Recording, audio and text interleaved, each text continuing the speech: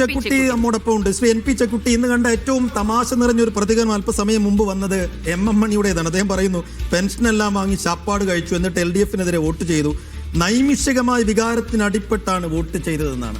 അങ്ങക്ക് എന്താണ് തോന്നുന്നത്? ഇത് നൈമിഷികമായ വികാരത്തിന് അടിപ്പെട്ട് കേരളം വോട്ട് ചെയ്തതാണോ?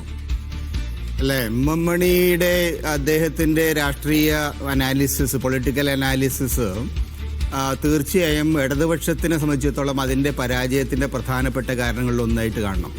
കാരണം ഇടതുപക്ഷത്തിൻ്റെ പ്രവർത്തകരായിട്ടുള്ള ആളുകൾ, ഇടതുപക്ഷത്തിൻ്റെ വക്താക്കളായിട്ടുള്ള ആളുകൾ, ഇടതുപക്ഷത്തിൻ്റെ ഒരു മുഖമായിട്ട് നിൽക്കുന്ന ആളുകൾ കേരളീയ സമൂഹത്തിൽ ഉണ്ടാക്കിയിരിക്കുന്ന അത്യന്തം മലീമസമായിട്ടൊരു അന്തരീക്ഷം, ആ അന്തരീക്ഷം ജനങ്ങളുടെ മൂക്കിലേക്ക് അടിച്ചു കയറിയിട്ട് ജനങ്ങൾ സത്യസന്ധമായിട്ട് കഴിഞ്ഞ കുറേ വർഷങ്ങളായിട്ട് അവരനുഭവിക്കുന്ന ഒരു മാനസികമായ ആഘാതമുണ്ട്.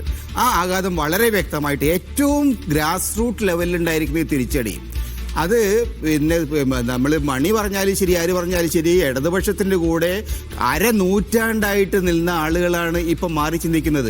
കേരളത്തിൻ്റെ ചരിത്രത്തിൽ ഇപ്പോൾ ഈ ത്രിതല പഞ്ചായത്ത് തെരഞ്ഞെടുപ്പുകൾ വന്നതിന് ശേഷം ഒരിക്കൽ പോലും ഇങ്ങനെയൊരു കോംപ്രിഹെൻസീവ് ഡിഫീറ്റ് ഇടതുപക്ഷത്തിനോ കമ്മ്യൂണിസ്റ്റ് പാർട്ടിക്കോ ഉണ്ടായിട്ടില്ല. ആ തരത്തിലുള്ള അത്യന്തം അസാധാരണമായിട്ടുള്ള ഒരു പരാജയമാണ് സംഭവിച്ചിരിക്കുന്നത്. അത് ജനങ്ങൾ അവരുടെ പാർട്ടിയുടെ അണികളായിട്ടുള്ള ആളുകൾ, അവരുടെ കൂടെ നിന്ന ആളുകൾ, ഇത്രയും കാലം അവരുടെ കൂടെ പ്രവർത്തിച്ച ആളുകൾ, ആ ജനങ്ങളാണ് ഇവരെ വിട്ടുപോയത് എന്നുള്ള മണിയടക്കമുള്ള ആളുകൾ മനസ്സിലാക്കണം. എന്തുകൊണ്ട് അങ്ങനെ സംഭവിച്ചു വെച്ചാൽ ഈ മണിയെപ്പോലുള്ള അവസരവാദികളായിട്ടുള്ള ആളുകളാണ് ആ പ്രസ്ഥാനത്തിന്റെ തലപ്പത്തിരിക്കുന്നത് എന്ന് ജനങ്ങൾക്ക് ബോധ്യമായി. അതാണ് കാരണം. അല്ല, സത്യത്തിൽ ഇത് വരുന്ന നിയമസഭാ തെരഞ്ഞെടുപ്പ് ഫലത്തിന്റെ ഒരു സൂചന തന്നെയല്ലേ ശ്രീ NP ചെക്കുട്ടി? എന്തൊക്കെ നെറുകേടുകൾ നിങ്ങൾ കാണിച്ചാലും എന്നും കൂടെ നിൽക്കും എന്ന് കരുതരുത്. അത് ജനമാവർത്തിച്ചു പറയുകയല്ലേ? അല്ല, അത് തീർച്ചയായും വളരെ ഗൗരവമുള്ളൊരു പ്രശ്നമാണ്. കാരണം ഞാൻ നമ്മുടെ ഗ്രാസ് റൂട്ട് ലെവലിലുള്ള ഇടതുപക്ഷ പ്രവർത്തകരുമായിട്ട് എനിക്ക് നേരിട്ടുള്ള ബന്ധങ്ങളുണ്ട്. അവരാരും ജനവിരുദ്ധരായിട്ട് എനിക്ക് തോന്നിയിട്ടില്ല. ഈ സാധാരണ വാർഡ് ലെവലിലുള്ള ആളുകൾ, പഞ്ചായത്ത് തലത്തിൽ പ്രവർത്തിക്കുന്ന ആളുകൾ, അവരൊക്കെ തന്നെ ജനങ്ങൾക്കിടയിൽ പ്രവർത്തിക്കുന്ന, പക്ഷെ അതേ ആളുകളെയാണ് ജനം റിജക്റ്റ് ചെയ്തത്. എന്തുകൊണ്ട്? അത് അവരുടെ കുറ്റം കൊണ്ടല്ല, അവരുടെ പ്രവർത്തനങ്ങളെ മറികടക്കുന്ന വിധം, അവരുടെ ജനസമ്പർക്കത്തെ പൂർണ്ണമായിട്ടും ഇല്ലായ്മ ചെയ്യുന്ന വിധം, ഏറ്റവും മുകൾത്തട്ടിലുള്ള ഭരണത്തിൻ്റെ, ജനവിരുദ്ധ ഭരണത്തിൻ്റെ, കൊള്ളയുടെ, ഇതിൻ്റെയൊക്കെ ഒരു അന്തരീക്ഷത്തിലാണ് ജനങ്ങൾ വോട്ട് ചെയ്യുന്നത്. അപ്പോൾ സ്വാഭാവികമായിട്ടും ഇന്ന് കേരളത്തിൽ നിലനിൽക്കുന്ന സർക്കാരിനോടുള്ള, ആ സർക്കാരിൻ്റെ പ്രവർത്തനങ്ങളോടുള്ള ജനങ്ങളുടെ റിയാക്ഷനാണ് ഇത് കാണുന്നത്.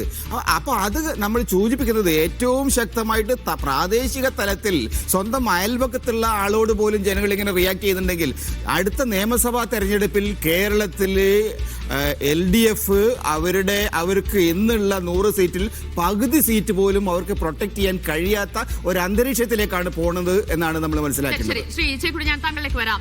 നമുക്ക് ഗ്രാമപഞ്ചായത്തിന്റെ സ്ഥിതി കൂടി നോക്കണം. സേഫ് 500 കടന്നിരിക്കുകയാണ് UDF ഭരണം നേടുന്ന പഞ്ചായത്തുകൾ. 2020 UDFന്റെ കൈവശമുണ്ടായിരുന്നത് വെറും 337 പഞ്ചായത്തുകൾ, ഗ്രാമപഞ്ചായത്തുകൾ ഉണ്ടായിരുന്നുള്ളൂ. 200ഓളം സീറ്റുകൾ ആഡ് ഓൺ ചെയ്യുന്നു. ആകെ 940 സീറ്റുകളിൽ 500-ലധികം പിടിക്കുക എന്നുള്ളത് അവരുടെ റെക്കോർഡ് നേട്ടങ്ങളിൽ ഒന്നാണ്. 582 ഉണ്ടായിരുന്ന LDFന് അത് 342 കൂപ്പുകുത്തുന്ന ഒരു സ്ഥിതിയാണ്. വലിയ വിജയം ഗ്രാമപഞ്ചായത്ത് ഭരണത്തിന്. അതിന്റെ റിപ്പോർട്ട് നമുക്ക് തേടാം. RB സനൂപ് ഉണ്ട്. സനൂപ്, അടിസ്ഥാന ജനവിഭാഗങ്ങൾക്കിടയിൽ ഒരു വലിയ തരംഗം അലയടിച്ചുയരുന്നതാണ് നമ്മൾ കാണുന്നത്. ആ തരംഗത്തിന്റെ പേര് UDF എന്നതാണ്. അതിന് എന്ത് കാരണങ്ങളൊക്കെ എന്നുള്ളത് വിശദമായി വിലയിരുത്തേണ്ട ഒന്നാണെങ്കിൽ കൂടിയും